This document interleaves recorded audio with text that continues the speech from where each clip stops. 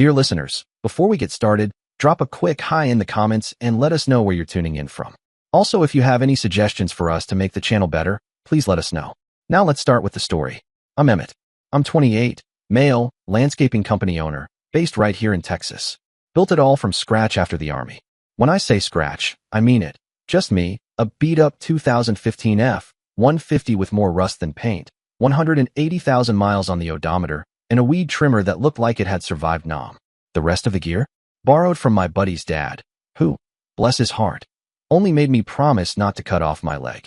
5 years later, I'm pulling in $135,000 a year, got 12 guys working under me, and we handle everything from suburban shrubs to commercial properties that would have made 2015 me fall over from heat stroke just thinking about them. Not flexing, just giving you the lay of the land because, trust me, the money part's gonna matter. The Army taught me discipline, but growing up in Broken, Michigan, that taught me hustle. That taught me how to stretch a dollar until George Washington screams. My dad bailed when I was 8, left my mom holding the bag with 3 kids and a gas station clerk salary. We had government cheese so often, I thought it was a brand. Powdered milk? Don't even talk to me about it. I still get flashbacks when I see anything labeled instant. That kind of childhood sticks with you. Makes you paranoid. Financial PTSD, basically. I don't make big purchases without researching for 6 months. I keep my savings in 3 different accounts, plus a safe, plus my truck's glove compartment, just in case the economy implodes on a Tuesday. Anyway, the business started small. Lawn maintenance, hedge trimming, basic stuff. I had this vision, though. I didn't want to just mow grass forever. I wanted to build something that lasted. And by year 3, boom, commercial contracts, apartment complexes, office parks, places with names like the Villas at Whispering Creek, where they charge $2,000 a month for a 1-bedroom and still let the bushes grow like it's Jurassic Park. But I put in work. My crew respects me because I'm the guy who'll show up at 6 a.m. with donuts and still outwork everyone. I pay them on time, every time. And in Texas? That makes you a damn legend. Then came Alice. 26, smart, sharp, sarcastic as hell. Met her at a barbecue 3 years ago. I'd only gone for the free beer and maybe to poach a few clients. But there she was, bossing her little brother around and carrying a tray of carnitas like she owned the place. Turns out, she was helping her parents cater the event, Emilio and Angela. These people are the real deal. Immigrants from Mexico. Showed up with nothing, built an empire. They've got 3 restaurants in Dallas now, 3 packed restaurants, every night of the week. Like, line out, the door, at 4:30 packed. And they did it all without TikTok influencers or overpriced branding agencies. Emilio treated me like family from the jump. No questions, no side-eye. Just walked up, shook my hand, and said, "You're the guy who's going to marry my daughter." I laughed. He didn't. That man introduces me to every breathing human as mi futuro yerno. And every time, I'm like, "Sir, I'm just here for a brisket taco." Angela? Even worse. That woman was planning our wedding before we'd even gone on our first real date. She had Pinterest boards, okay? Multiple. She's scrolling through her phone showing me centerpieces and color schemes like we'd been engaged for 6 years. "Oh, Emmett," she said, in that sweet voice of hers. "Do you like shrimp enchiladas? Or maybe tamales? What's your favorite dish? I want to make sure we have everything you love at the reception." Reception. I didn't even know if Alice liked me yet, and her mom was trying to plan my plate settings. These people, Alice's family, they had values. Old school values. The kind they don't teach anymore because they're too busy handing out participation trophies. I'm talking family first, respect your elders, work your butt off, and don't lie unless you want to be disowned at dinner. I respected the hell out of them. Hell, I wanted to impress them. Not for show, because I actually gave a damn. First time I met Emilio, I thought I was applying for a job at the Pentagon. Man grilled me harder than a burnt brisket. "So what do you do?" "I own a landscaping company." "Oh yeah? How much do you make?" "Excuse me. Answer the question, Mijo." He didn't even blink. The man asked to see my bank statements like he was the IRS, and I was hiding gold bars in my sock drawer. And you know what? I respected it. That's a man protecting his family. That's a father doing his job. So I said screw it, and showed him my business financials right there on my phone. QuickBooks reports, profit margins, contractor payments, the whole 9 yards. That's when his face changed. One eyebrow went up, then the other. Like he realized I wasn't some scrub trying to freeload off his daughter. I wasn't looking for a handout. I was building, just like he had. After that, he slapped me on the back and said, "Bueno, you're not useless." Which, for Emilio, was basically a love letter. Alice. She had that same backbone. She worked the books at the family restaurant, could balance a spreadsheet faster than I could trim a hedge. Didn't party, didn't waste money, didn't try to turn her life into a reality show. She was grounded, solid. We clicked because we both knew what it meant to start from zero. No silver spoon, no family trust fund, just pure sweat and stubbornness. Sometimes she'd show up on job sites with lunch, not just for me, but for the whole crew. And she remembered everyone's names. Hey Ramon, no onions, right? Marco, I brought your favorite chips. My guys practically worshipped her. I mean, let's be honest, if you feed a landscaping crew and learn their names, you could probably run for mayor. But the thing that got me? The way she handled me. Look, I'm not exactly a romance novel. I've got rough edges. I still sleep light like I'm waiting for a mortar round. I say what I mean, and sometimes it's not wrapped in a bow. But she never made me feel like that wasn't enough. When I showed up at her parents' restaurant looking like I lost a fight with a mud pit, she didn't flinch. Just handed me a clean shirt from behind the counter and kissed me like I was wearing Armani. So yeah, I was all in. 7 months ago, I proposed.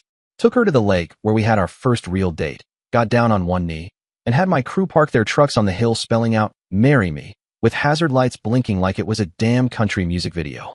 She cried, said yes, posted it everywhere. Her mom printed the pictures and stuck them on the walls of the restaurant like it was a campaign headquarters. Her parents threw us an engagement party that might as well have been a wedding. DJ, mariachis, prime rib, 12 cakes. I think there were fireworks? It's all a blur. I was too busy trying not to pass out from heat stroke in my button down. But here's the thing about building something from scratch. You learn to plan ahead. And you learn to keep things close to the vest. While Alice was knee-deep in Pinterest boards and centerpiece drama, I was working on the ultimate surprise. 8 months before everything went sideways, I bought a house. Not a starter home. Not a fixer-upper. I'm talking the house. 4 bedrooms, 3 full baths, 2-car garage, pool out back, covered patio for barbecues, the whole suburban fantasy straight out of a Home Depot commercial. 2,800 square feet in a neighborhood where the average income wears golf shirts on weekdays and has 3 golden retrievers. Paid $340,000 cash. Because I don't trust banks. I'd been saving every damn penny since the day I got out of the army. Every bonus, every side job, every tax return. Even the birthday cash my aunt still insists on mailing me like I'm 12. I stacked it all. No vacations, no new trucks, no stupid impulse buys. Just save, grind, repeat. And nobody knew about the house. Not my mom, not my crew, not even Chad. Chad, who knows everything from my childhood trauma to my cholesterol levels. I tell that man more than I tell my doctor. But not this time. Only 2 people knew, my lawyer and my accountant. The only 2 humans on earth who wouldn't blab, cry, or ask if I was finally settling down. I wanted it to be the ultimate surprise. The kind of thing that ends up on those cheesy proposal videos people send to talk shows. I had this image in my head. Alice and me pulling up after the honeymoon. I hand her the keys like, oh yeah, forgot to mention, we live here now. And she just melts. Romantic movie nonsense, but you get the idea. The house hunting part? That was a full-time job on top of my full-time job. I'd tell Alice I was working late, which wasn't a lie, technically, and then spend hours driving around neighborhoods with more HOA rules than sense. I went through listings like a man possessed. If I saw one more open concept layout with shag carpet, I was gonna snap. Found the place through this realtor who specialized in cash buyers. You know, the kind who don't ask questions like, do you have pre-approval? Or have you considered financing? No, ma'am. Just give me the keys and get out of the way.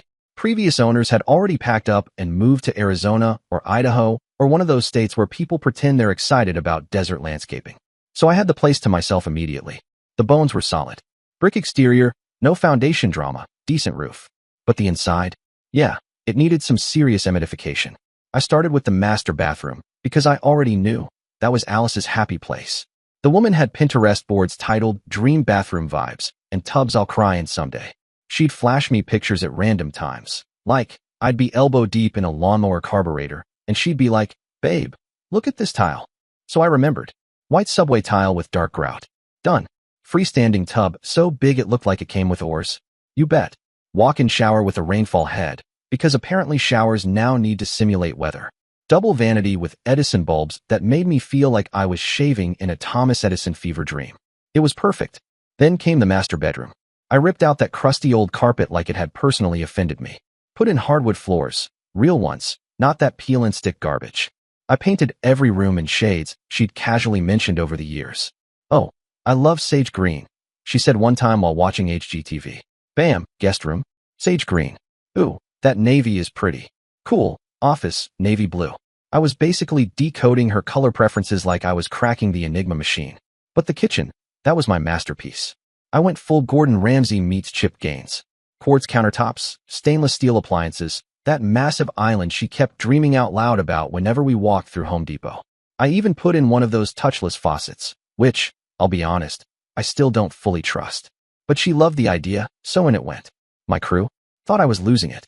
We'd finish a 12-hour day in 100-degree heat, and there I was, loading up more tools like I was heading off to dig for buried treasure.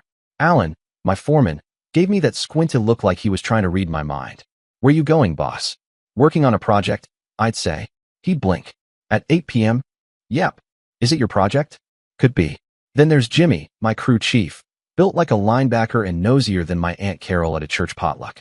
He finally cornered me by the truck one evening, arms crossed, dust still on his boots. Boss, he said, you've been leaving early, showing up late, and lifting drywall like you're hiding something. You're working harder than a man with 2 mortgages. What's going on? I'd just smile and change the subject.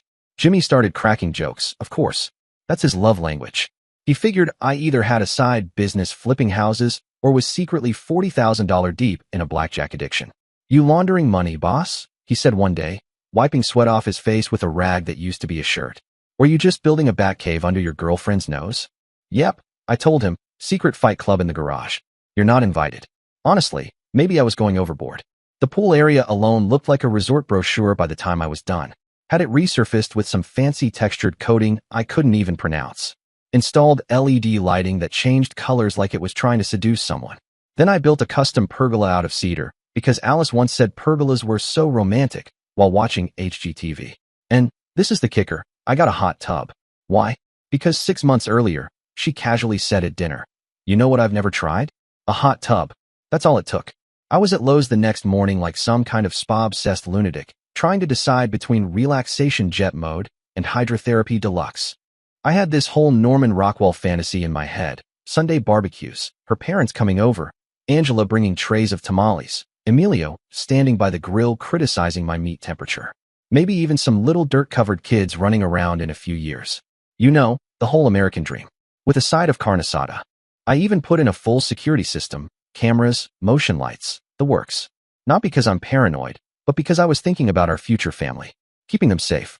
Making sure if someone tried anything funny, I'd have them on video from 7 angles in 4K. The garage got a full-blown renovation too.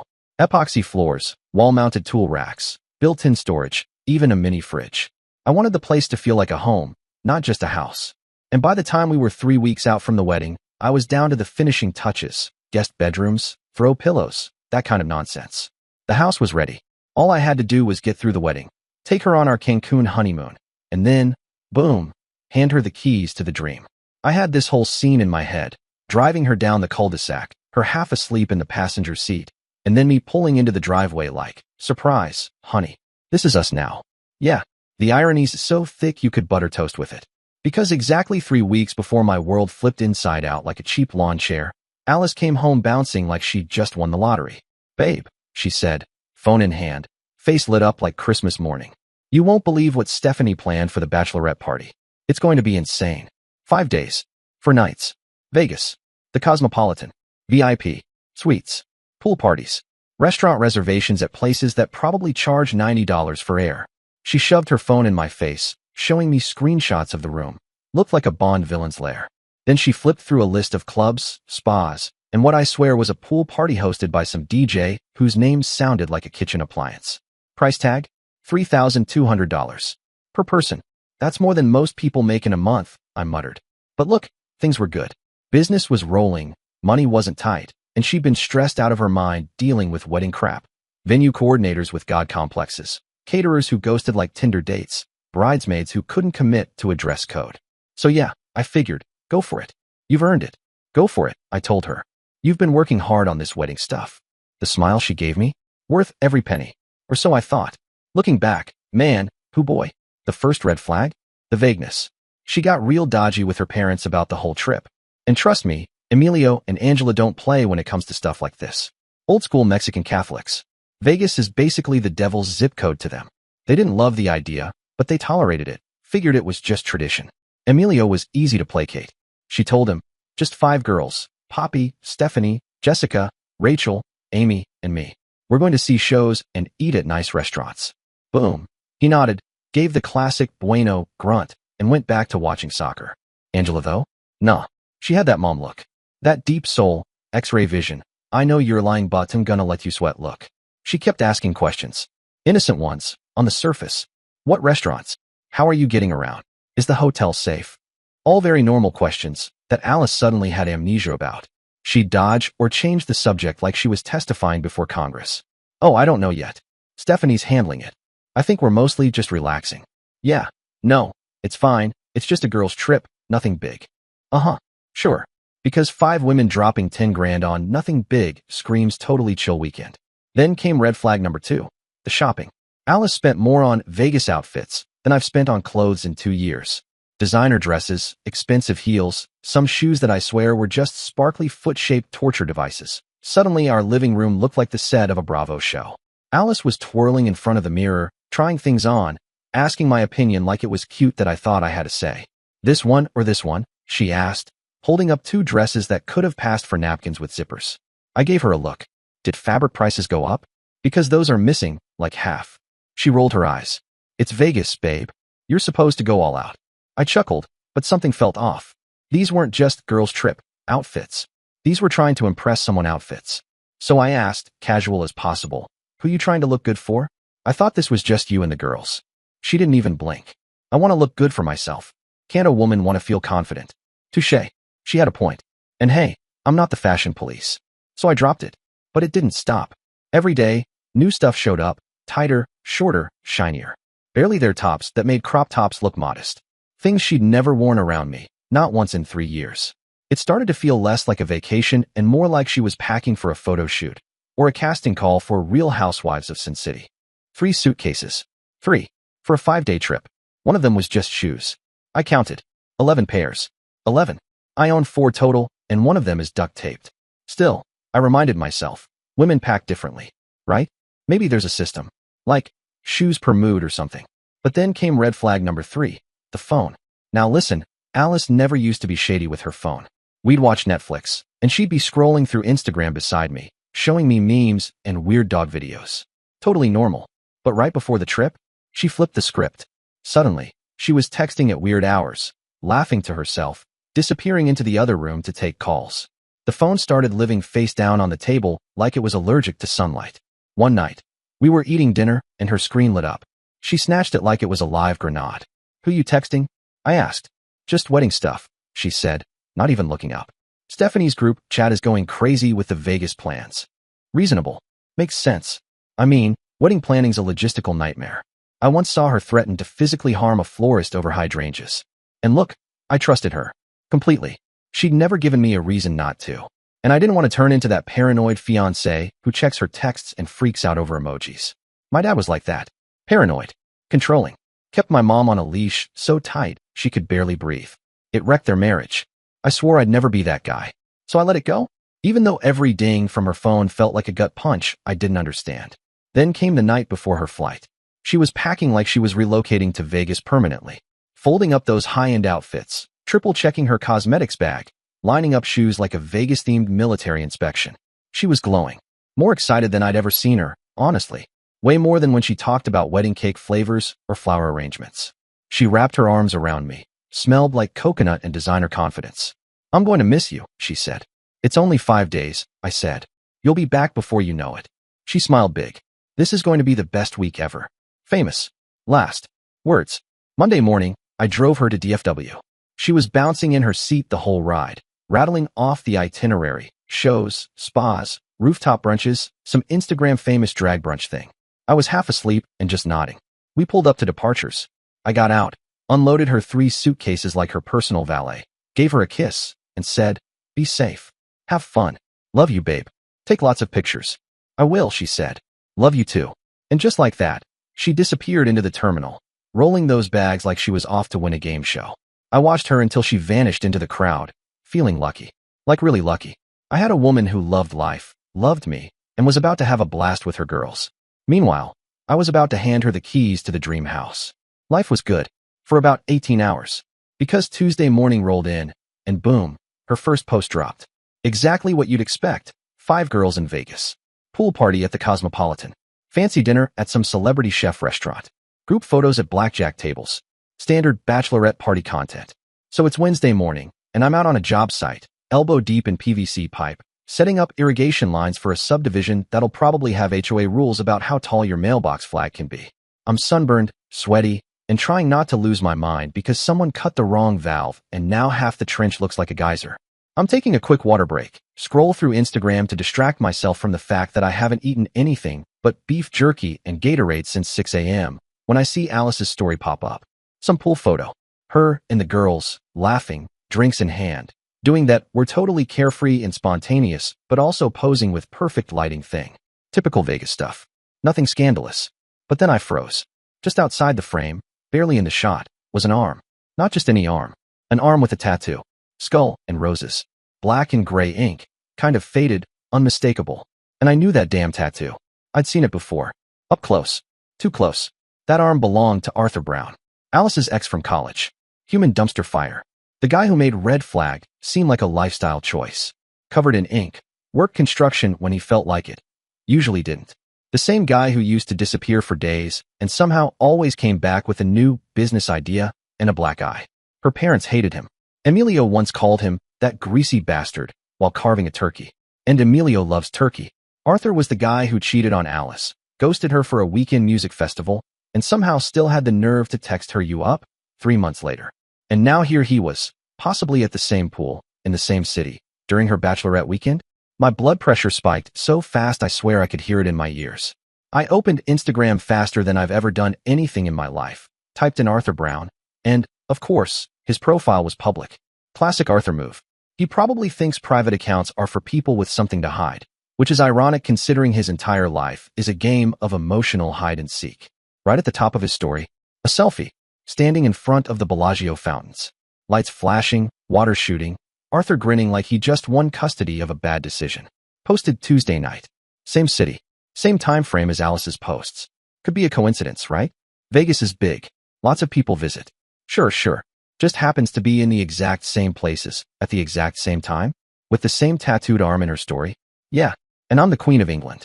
I needed backup. I called Chad, my ride or die since basic training. The guy who once tackled a drunk guy for trying to steal my ribs at a cookout. Dude, I said, I need you to look at something I'm gonna send. There was silence. Then, his voice, low and cautious. Isn't that Alice's ex? Yep. Wait, why the hell is Alice tagged in his posts? Dude, he didn't even need to ask. He was already deep diving like a social media detective with a grudge. Within minutes, Chad found the same Arthur post I did, plus a few I'd missed. He's at the same casino, bro. Same pool. Same damn restaurant. Look at the damn chairs. This doesn't look good, man, Chad added. And that's when my stomach dropped. Like I'd been punched by a ghost. So I did the only rational thing. I went full FBI. Screenshot everything, Chad said. Before people start deleting stuff. Smart advice. The kind of advice you don't appreciate until you realize you're possibly being lied to with filters. So I spent the next hour documenting like I was prepping for trial. Screenshots of Arthur's posts. Alice's stories. Side-by-sides. Timestamps. Locations. I created a whole folder on my phone labeled Vegasgate. Could have probably turned it into a PowerPoint presentation if I wasn't already sweating buckets. The more I dug, the worse it got. Arthur had been posting from Vegas since Monday, the same day Alice arrived. Arthur's stories kept rolling in like salt in a wound. Airport arrival. Hotel lobby. Dinner at the exact same steakhouse Alice had posted from with the caption, Girls' night, so fancy. Right. Girls. I guess Arthur identifies as one now. This wasn't some wild coincidence like running into your old lab partner at a gas station. No, this was intentional. Like coordinated. Like the kind of planning that involves group chats and secret calendar invites. I started digging deeper, full digital autopsy mode. Scrolling through months of posts, and sure enough, there it was. Arthur had been lurking like a cockroach under the fridge. Liking her photos. Dropping comments that, at the time, I thought were harmless inside jokes. Haha, classic. That dress looks familiar.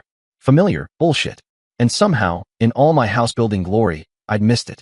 I'd been too busy installing bathroom tile and imagining what color the nursery would be, while this tatted-up grease monkey was creeping into my fiancé's comments section like he was still on the roster.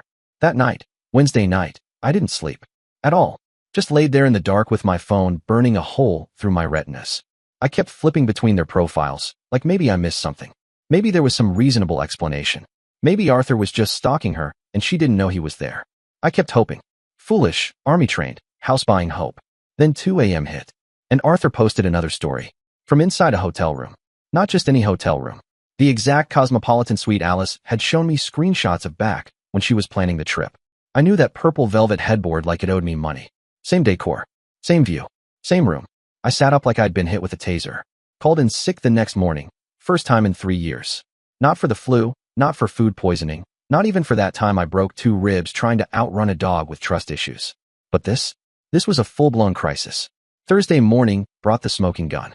Stephanie, who I now believe was probably raised by wolves, posted a group shot from inside the suite. 9 people total. 5 girls, just like Alice said. And 4 guys. Guys that were very much not mentioned.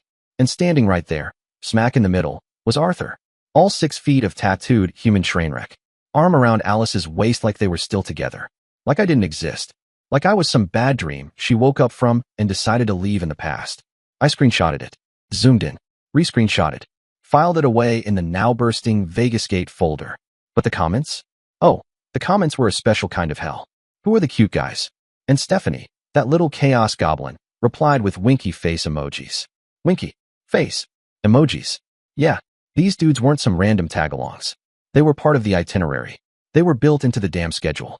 This wasn't some, oops, ran into my ex in a giant city moment. This was, we planned a co-ed bachelorette trip and lied to everyone about it energy. I called my crew lead and told him to handle the job site. Everything okay, boss? Yeah, I said. Just figuring out if my life's been a lie. You know, the usual. Then I went full forensic analyst. I started making phone calls. First, the hotel. Hey, yeah, I'm trying to reach my buddy Arthur Brown. I think I left something in his room. Can you connect me? The front desk girl said. Sure. One moment. A pause. Then, he's listed in the Cosmopolitan Suite, part of the Alice Hernandez reservation. And just like that, my stomach hit my boots. Next, I called the restaurants they'd been bragging about online. All the fancy rooftop, truffle-sprinkled nonsense they couldn't stop photographing. Hi, I'm confirming a reservation for Arthur Brown. I think he was part of a big party this week. Oh yes, the hostess chirped. 9 people, 3 nights in a row. Same group. They were quite lively. Lively. Great. By Friday morning, I didn't even have a heart anymore. Just caffeine and contempt. That's when Alice posted a photo that might as well have been a dagger dipped in sarcasm. Breakfast. Just her and Arthur. No girls. No group. Just the 2 of them sitting at some overpriced restaurant that probably serves avocado toast on stone slabs. Her caption? Perfect morning with perfect company. Perfect. Company. Heart emoji. While I was back home, busting my butt to build our future, my fiancé was in Vegas having solo breakfast dates with her ex and calling him perfect company. I stared at that post like it might rearrange itself and say something else. Something innocent. But it didn't.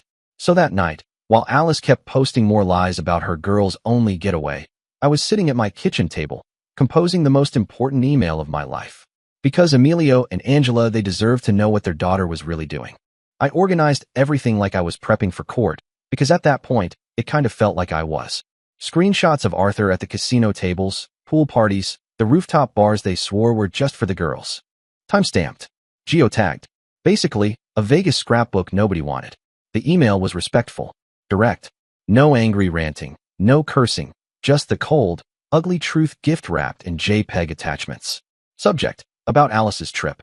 Emilio and Angela. I hope you're both doing well. I wanted to share something with you about Alice's bachelorette trip. She told all of us, including you, that it was girls only. But her ex-boyfriend Arthur has been there the entire time. I've attached screenshots that show them together throughout the trip, at the pool, restaurants, hotel suite, even alone at breakfast. I want you to know that I'm ending our engagement immediately. I can't marry someone who lies to me like this. I hope you understand why I had to tell you. I signed off. Hit send at exactly 11:47 p.m. 5 minutes later, my phone lit up. Emilio. Man didn't even hesitate. Picked up on the first ring. Emmett, mijo, I am so sorry. This is not how we raised her. I could hear Angela in the background, crying, rapid-fire Spanish flying across the room like verbal confetti. She wasn't even trying to muffle it. Honestly, that made it worse. Emilio was furious, switching back and forth between English and Spanish like he couldn't decide which language would land harder. She will not be welcome in this house until she explains herself, Emmett. No, yes, acceptable. Not in this family. This is not how we behave. I didn't even have to say much. The man was already halfway to excommunicating her from the family WhatsApp group. He told me I was a good man. Said I deserved better. Said, un hombre debe saber cuando su mujer le miente. A man should know when his woman is lying to him. That one hit like a damn anvil. Angela eventually got on the phone, crying so hard I could barely understand her. Pensamos que la criamos mejor que esto. We thought we raised her better. You are family to us, Emmett, she said, voice trembling. You're still family. You've always been. We talked for another 20 minutes. Emilio told me more about the last time Arthur slithered into their lives. Apparently, this dirtbag once stole money from their restaurant. Straight from the till. Cash gone. Vanished. Broke Alice's heart. Vanished again. Came back like some kind of bad penny covered in tattoos and misunderstood artist vibes. They thought she was done with him. Thought she had moved on. Thought I was her future. I wish I could say I cried. But I didn't. I felt hollow. Numb. You ever get hit so hard emotionally that your body just decides to skip feelings entirely and go straight to logistics? Because while Alice was out there posting curated lies about mimosas with the girls and just bonding with my bridesmaids, I was back home doing the most poetic thing I could possibly do. I was moving out of our apartment. I called my crew at 6 a.m. sharp Friday morning. Still dark outside, coffee barely in my system. I need everyone at my apartment in 1 hour, I said. Bring the trucks. We're moving me out today. There was a pause. Then Jimmy, my crew chief, goes, damn, boss, she cheat or die. Just be here, I said. I'll explain later. They didn't ask another question. That's how you know you've got good people. 3 trucks rolled in like we were staging a tactical extraction. Everyone showed up, no excuses. By 10 a.m., every last item I owned was in the back of a trailer or stacked neatly in the bed of my F-150. Clothes, tools, personal stuff. I didn't take a damn thing that belonged to her. Not even the air fryer we technically bought together, and I love that thing. I left it all. The wall art, the throw pillows she made me pretend to care about, her weird ceramic cat collection, hers to keep. Enjoy it. Then I went to the leasing office like I was clocking out of a bad job. Took my name off the lease. The manager, Ms. Hall, looked at me over her glasses and said, "We're sorry to see you go, Mr. Foster. You were a great tenant. Never late once." I nodded. Well, you know, some things expire. Like leases and loyalty. She just gave me a knowing look and slid the paperwork over. I paid my half of the rent through the end of the month. Fair is fair. After that, not my circus, not my problem. By Friday night, I was officially moved into the house Alice didn't know existed. The one I'd built with my own 2 hands and 10,000 quiet sacrifices. My sanctuary. And now, it was mine. Not hers. Never hers. I walked every room. Ran my fingers along the kitchen island she used to talk about like it was holy. Looked at the subway tile she obsessed over. Sat on the edge of the tub she picked out on Pinterest. She'd never see any of it. This place wasn't a surprise anymore. It was a monument. Saturday morning, I called our wedding planner. Canceled everything. Every contract, every vendor, every cheesy linen napkin we'd argued about. Lost a few deposits, sure, but I figured a couple grand was a hell of a lot cheaper than alimony. The caterer was cool. The DJ sent a peace sign emoji. The florist just said, oof. Very professional. And then came Saturday night. Alice texted me from her luxury betrayal retreat in Vegas. Alice, hey babe, I was thinking of extending the trip one more day. We're just having so much fun. Girl's trip of a lifetime. Didn't respond. Let her enjoy her last day of freedom. Sunday night. I was sitting in a lounge chair in my new backyard, watching the sunset shimmer off the pool I'd built with her future in mind. It was quiet. No more buzzing texts. No more fake smiles. Just peaceful, judgment-free air. And then, 11:33 p.m. My phone lit up. Alice. Emmett. Oh my God. Where are you? Your stuff is gone. Did we get robbed? What happened? Her voice was full on panic. Like someone had just told her brunch was canceled. You could almost hear her spinning in place, trying to process the echo inside our now empty apartment. I hit her back with a calm, surgical reply. Check your DMs. I sent you something. While she was poolside sipping betrayal, I had sent her the full Vegas Gate file. Screenshots, timestamps, Arthur's public thirst traps, Stephanie's winky face betrayal, every single piece of evidence. Radio silence. Then, wait. Emmett, I can explain. Classic. I already sent the same thing to your parents. And that's when it hit her. Right in the face. You did what? Emmett, please tell me you didn't. That's a misunderstanding. Arthur he just showed up. Oh, we're in improv mode now. I understand perfectly. You spent your girl's trip with Mr. Inked Butt Cheeks. Dead silence. Then, like a soap opera switch flipped, she muttered something in Spanish I didn't catch. Probably a prayer. Or a curse. Hard to tell. Finally, she snapped. I can't believe you did this. You ruined my life. My parents won't even talk to me.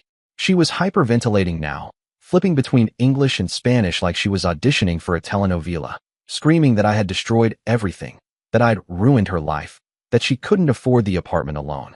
Which, yeah, maybe should have thought about that before booking a $3,200 girls trip with your tattooed ex-boyfriend, sweetheart. And my parents kicked me out. I'm sleeping at Rachel's. Where are you, Emmett? We need to talk. Face to face. Yeah, that was a hard no. Oh, that's not happening, I said, calm as a monk. You can't just disappear. We're engaged. We were. I canceled the wedding. And that's when she completely came unglued. Screaming, crying. At one point I think she threatened to call the police. For what? Emotional consequences? She was so loud I had to hold the phone a foot away like it was a live grenade. I let her go for a solid 2 minutes. Let her get all the dramatics out. And then I hit her with the final blow. I'll find you, Emmett. I'll find you, and we'll work this out. Good luck with that. Click. Blocked. Gone. I felt like Keanu Reeves walking away from an explosion. Except the explosion was an unhinged ex-fiancé and her very public meltdown. Then came Monday. 6 a.m. on the dot, like clockwork, but evil. My business phone started ringing. Again, and again, and again. Alice was calling from every number she could get her hands on. Burner phones? Probably. Stephanie's phone? Definitely. She even called me from a nail salon once, like I'd recognize a Fort Worth area code and think, oh hey, this might be about mulch estimates. Each voicemail was more unhinged than the last. Emmett, please, just talk to me. I can explain everything. You're being ridiculous. It was just a coincidence. Emmett, I'm pregnant. Which, spoiler alert, she wasn't. Emmett, if you don't call me back, I don't know what I'll do. I might hurt myself. Nice try. She didn't. I wasn't born yesterday, and I sure as hell wasn't falling for emotional blackmail 101. By noon, I had to shut off my business phone completely. Clients were trying to reach me and getting voicemail spammed by someone crying about betrayal and how love deserves a second chance. By Tuesday, she was showing up on job sites. Like, physically rolling up in her car, sunglasses on, parked like she was staking out a cartel drop. I'd be supervising an irrigation install and suddenly hear her voice from across the parking lot. Tell Emmett I need to talk to him. Jimmy, my crew chief, had to go full Secret Service mode. Ma'am, he's not here. I know he's here. That's his truck. I'm not stupid. Oh, but you are, if you think this is how reconciliation works. Ma'am, you need to leave. This is private property. You're disrupting our work. Then came the truck following. She literally tailed one of our trailers down the interstate, like she was in a low-budget spy movie. She was trying to track me down by using my own crew. At this point, I had to change my business phone number entirely. Let every client know. Reprint cards. Rewrap the trucks. The whole deal. A logistical nightmare because one woman couldn't handle a breakup with dignity. When she couldn't find me, she went nuclear. Fake Google reviews started popping up like dandelions after a rainstorm. One said I was a fraud. Another said I took deposits and disappeared. And then there was the piece de resistance. This man is unstable and dangerous.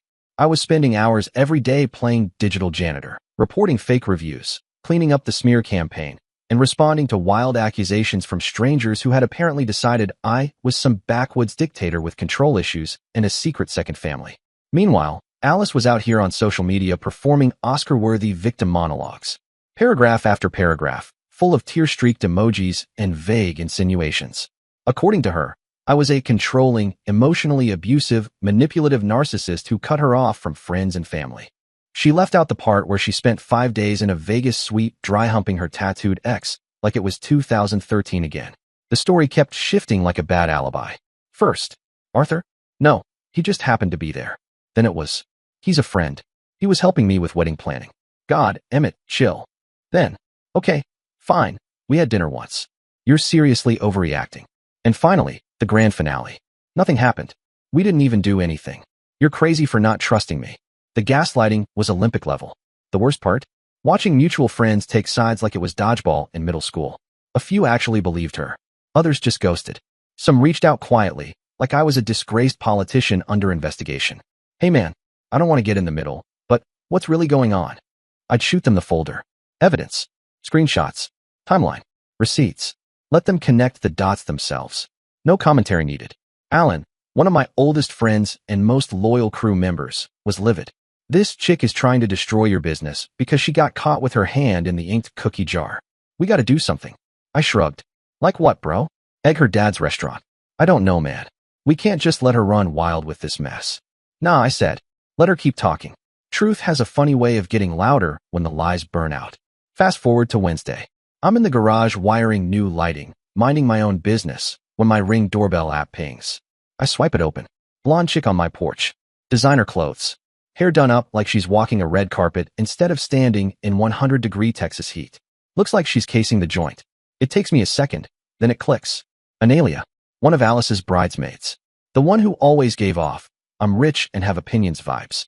The one who treated my $340,000 house like a fixer-upper because it didn't have marble countertops.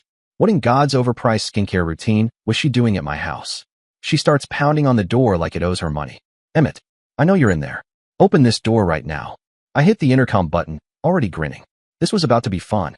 "Can I help you? You need to stop being a baby and fix this situation with Alice." "Oh, we're starting spicy.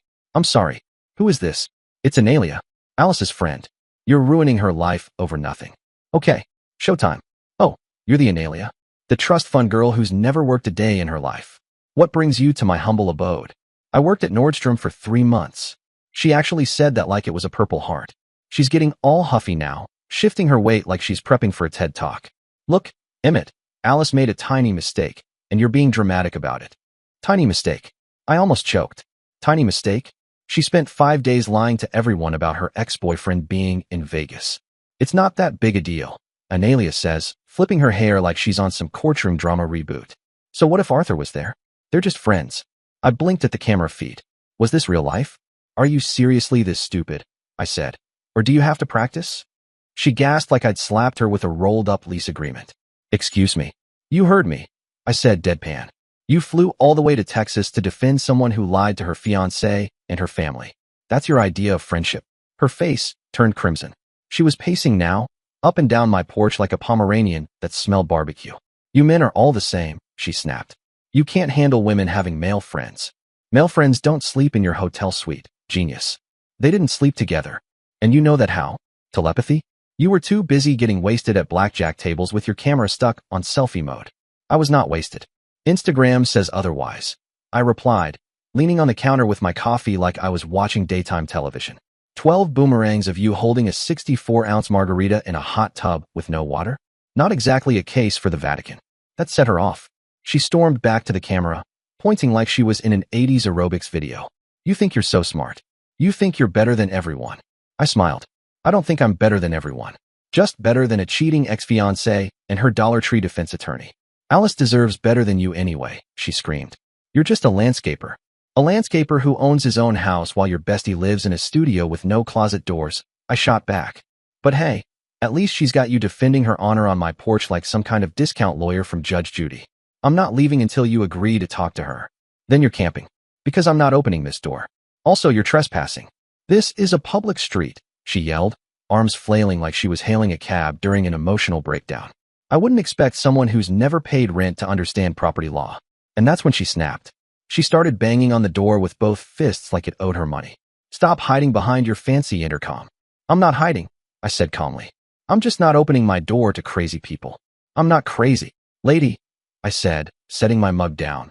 "You drove across state lines to yell at a man you don't know about your friend's relationship drama. That's literally the definition of crazy. It's printed on the side of the DSMV. Someone needs to talk sense into you." "About what? Minding my own business?" Seems like I've already got that part figured out. And that was the final straw. She started kicking my front door like she was auditioning for Cops, Bridesmaid Edition, screaming at the top of her lungs, slamming her fists, and somewhere in the middle of it, I'm pretty sure she tried to quote feminism and the Constitution in the same breath. Luckily, I called 911 about 5 minutes ago. 2 more minutes of banshee shrieking, and then I saw the glorious sight, flashing red and blue lights. A patrol car rolled up and 2 officers got out, hands on their belts, clearly not in the mood for porch karaoke. Analia turned into a Hallmark movie villain instantly. "Officers, thank God you're here. This man is harassing me." I kid you not. She actually said that, with a straight face. I opened the door, cool as the other side of the pillow. "Officers, I'm the homeowner. I have the entire interaction recorded on my security system." I pointed right at the camera above the porch, then added, "She's been on my property for 20 minutes refusing to leave. Name's Analia Archambault. Don't worry, I've had practice spelling it. She's been signing it under 1-star reviews all week." From the look on her face, it finally hit her. She didn't know I owned the house. "Wait, You own this house? She blurted. I thought you were crashing at someone's place. The officer stepped in, deadpan. Ma'am, do you live here? No, but... Then you need to leave the property. But he's being unreasonable about his girlfriend. The cop blinked. Ma'am, that's not our concern. You need to leave the property now. This is ridiculous. I'm trying to help my friend. And we're trying to avoid writing you a trespassing citation. She gasped like someone had just insulted her family crest. You can't be serious. I can be serious, the officer said, stepping forward. And if you don't leave voluntarily, we'll have to arrest you. That sobered her up fast. She stomped off my porch like a toddler who'd just been told Chuck E. Cheese was closed for maintenance. And because apparently she'd studied at the Disney Channel School of Villainy, she turned at the last second and hissed. This isn't over, Emmett. I waved. Let me know how jail food tastes. Once they left, I walked back inside and pulled up the ring footage. Analia, in full meltdown mode, yelling at my door, then escorted off by two very patient cops. Chef's kiss. I saved the whole thing to my phone. Honestly considered setting it to music. Maybe Benny Hill or the Curb Your Enthusiasm theme. Thursday morning, just when I thought the circus had left town, the main act showed up. Alice. She found me at a job site.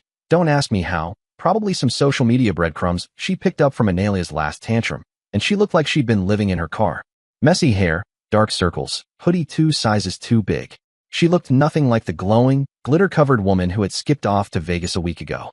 Emmett, finally. We need to talk right now. Every single one of my guys froze like a deer in denim. 8 dudes holding shovels and pipe fittings, just watching the ex-fiancé meltdown like it was pay-per-view. Get off my job site, I said, not even looking up from my clipboard. Where are you living? I know you moved. Your neighbors won't tell me anything. That's because it's none of your business anymore. I'm your fiancé. No, you're not. She looked like I'd slapped her with a cease and desist. You can't just cancel a wedding. Sure I can. You cancel it like you cancel a Netflix subscription. Click a button. Done. And what's with the house thing? Analia said you're crashing at someone's place. She's not giving me the address. Are you with someone else already? Of course Analia said that. Because Analia thinks knowing how to park a Mercedes entitles her to give TED Talks on truth. That's when I decided to twist the knife. Just a little. No, the house is mine. And the funny part? It was supposed to be a surprise. I smiled cold. Congrats. You screwed it up. She blinked like I'd spoken in Morse code. Wait, that wasn't what Analia told me. I don't understand. Of course you don't, I said. I own a house. Custom kitchen. That big island you always dreamed about. Edison lights, subway tile, the Pinterest starter pack. Everything you ever said you wanted. She actually staggered backward like I'd slapped her. Oh my God, that's so sweet. Show me. Please, Emmett, just show me. I love you so much. No. She blinked like I'd just denied her a glass of water in the desert. What do you mean no? You need to leave, Alice. She opened her mouth like she was going to argue, but I was already walking away, leaving her crying and yelling in the middle of a job site like we were in the third act of a bad Hallmark movie.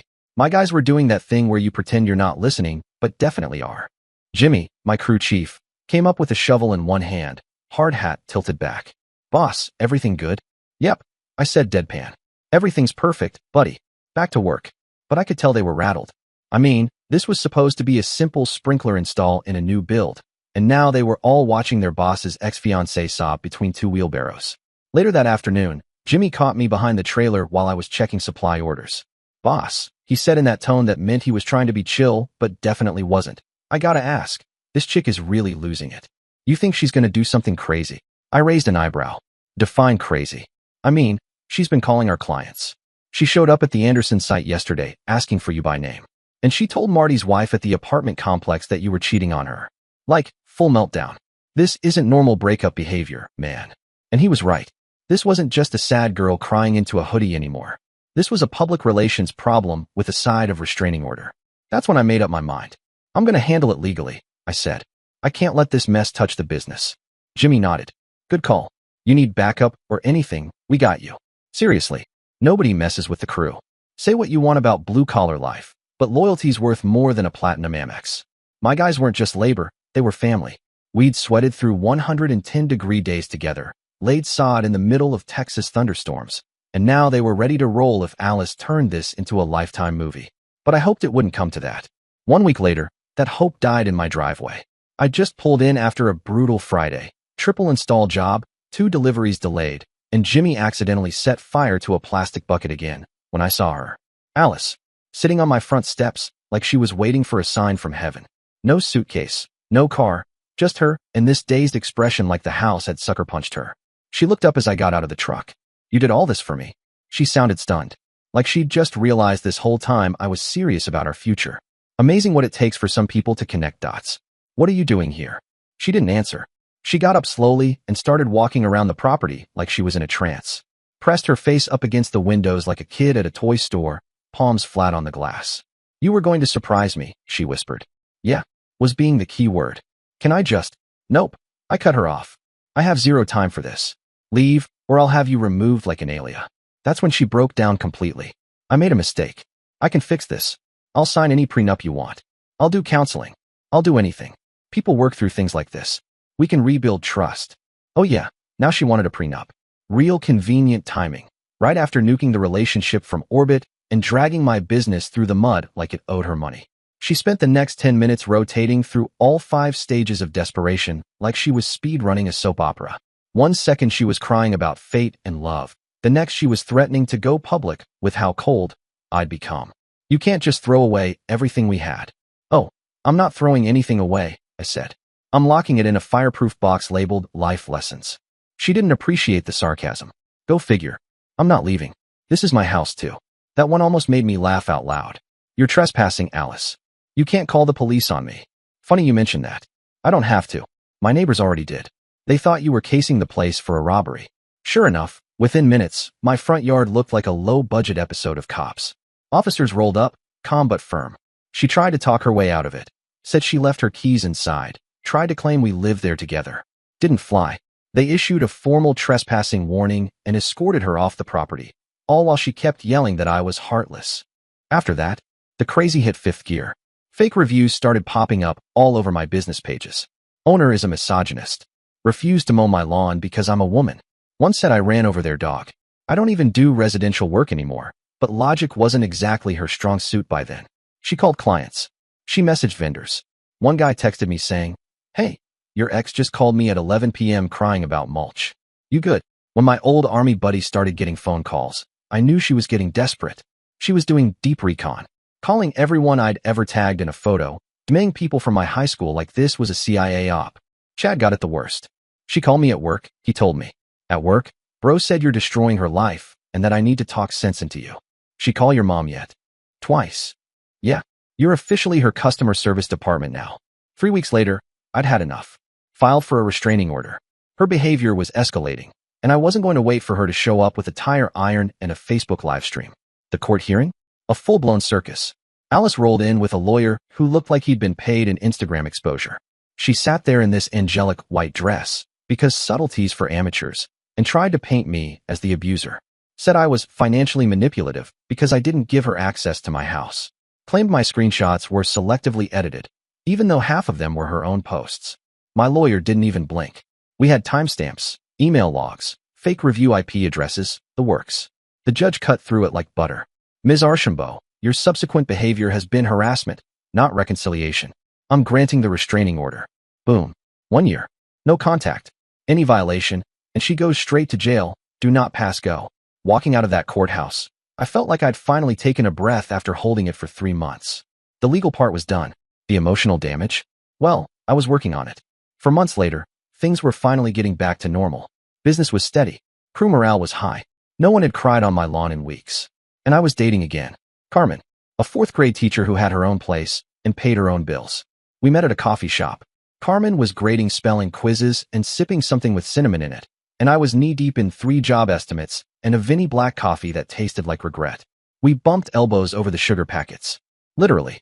Sorry, she said, laughing. I think I just tried to annex your workspace. I looked up from my paperwork. Only if you're bringing snacks. Otherwise, this is neutral ground. She smiled, and just like that, we were talking. I told her about the business. About the army. Eventually, about Alice. Not all at once, but enough to give context. Carmen just listened, sipping her cinnamon thing like it was tea in a Jane Austen novel. When I finally got to the part where Alice had ghosted her own engagement for a pool party with Mr. Inked Butt Cheeks, Carmen just said, "Any woman who disrespects her family while lying to her man doesn't deserve either."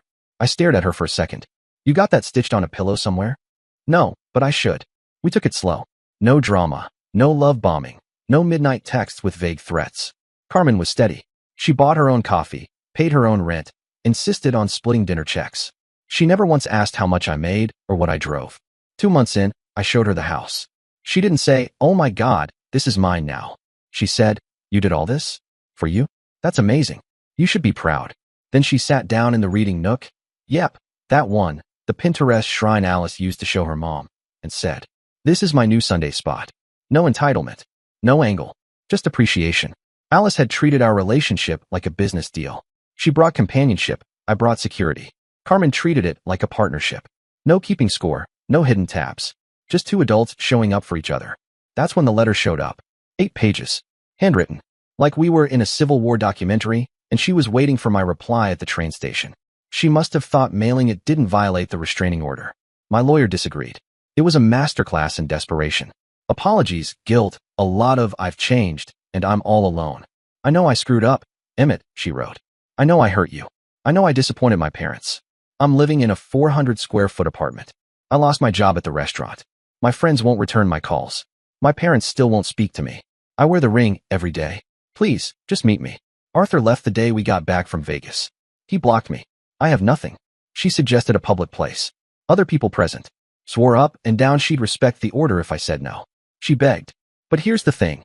Nowhere in 8 pages was there any real accountability. It was all, "I'm suffering. You have to forgive me." Like being miserable was the same as being sorry. I didn't respond. I kept the letter, not out of nostalgia, as evidence. Just in case. Now, the house is mine. Carmen loves the reading nook. She spends Sunday mornings there with her coffee and lesson plans, hair in a bun, muttering about 4th graders who still can't spell because. Sometimes, just sometimes, I wonder what would have happened if Alice had been honest. If she'd just said, "Hey, Arthur's going to be in Vegas, but it doesn't mean anything." Maybe we could have talked about it. Maybe we could have worked through it. But she didn't give me the chance. She lied. Repeatedly. She made choices. And then she tried to rewrite the story when it blew up in her face. Some mistakes? You don't get to rewrite. And that's the story, Reddit. Stay smart out there, guys. And always trust your gut when something feels wrong. Dear listeners, please share your thoughts in the comments section below and don't forget to like, share, and subscribe.